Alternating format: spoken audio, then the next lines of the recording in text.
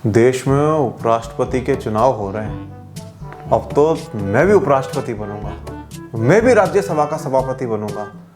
तो चलो उपराष्ट्रपति पद का फॉर्म भर के आता हूं। एक मिनट, कौन कौन बन सकता है उपराष्ट्रपति? उपराष्ट्रपति बनने के लिए भी कोई क्वालिफिकेशन चाहिए? ये कौन बताएगा, कौन बताएगा? अरे मनीष गुरुजी बताएंगे।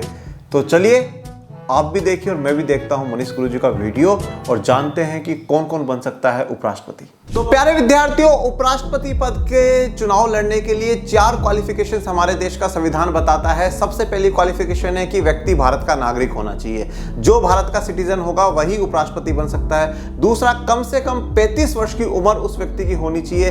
35 वर्ष से नीचे की उम्र का व्यक्ति कभी उपराष्ट्रपति पद के चुनाव नहीं लड़ सकता है। तीसरी क्वालिफिकेशन बोला गया है कि राज्यसभा के चुनाव लड़ने के लिए जो क्वालिफिकेशंस है वो सभी क्वालिफिकेशन में वह व्यक्ति पास होना चाहिए। तो राज्यसभा के चुनाव लड़ने के लिए 30 वर्ष की चाहिए, यहां पे संविधान ऑलरेडी 35 की मांग रहा है, तो मतलब आसानी से वह व्यक्ति चुनाव लड़ सकता है। और फोर्थ पॉइंट बोला गया है कि किसी लाभ के पद पर ना हो, ऑफिस ऑफ प्रॉफिट पर ना हो। ये ऑफिस ऑफ प्रॉफिट या लाभ का पद क्या होता है बच्चों? इसका मतलब है कोई ऐसा सरकारी विभाग जहां से इनकम हो रही हो उस पद पर ना हो, मतलब सरकारी जॉब में ना हो, किसी सरकारी आयोग का अध्यक्ष ना हो, इन पदों पर नहीं होना चाहिए। पर यह बात ध्यान रखिएगा मेरे प्यारे विद्यार्थियों, जितने भी संवैधानिक पद है, जैसे कि कोई राज्यपाल है, कोई मंत्री है, तो वह उपराष्ट्रपति पद के लिए फॉर्म फिल कर सकते हैं और उपराष्ट्रपति पद बनने के बाद फिर वो पहले वाले पोस्ट से इस्तीफा देंगे। परंतु अगर कोई सरकारी कर्मचारी है तो उसको पहले छोड़ना पड़ेगा सरकारी कर्मचारी का पद और फिर वह चुनाव लड़ेगा। तो अब आप मुझे कमेंट सेक्शन में बताइए कि उपराष्ट्रपति पद के चुनाव में वोट कौन करता है, वोटर्स कौन है?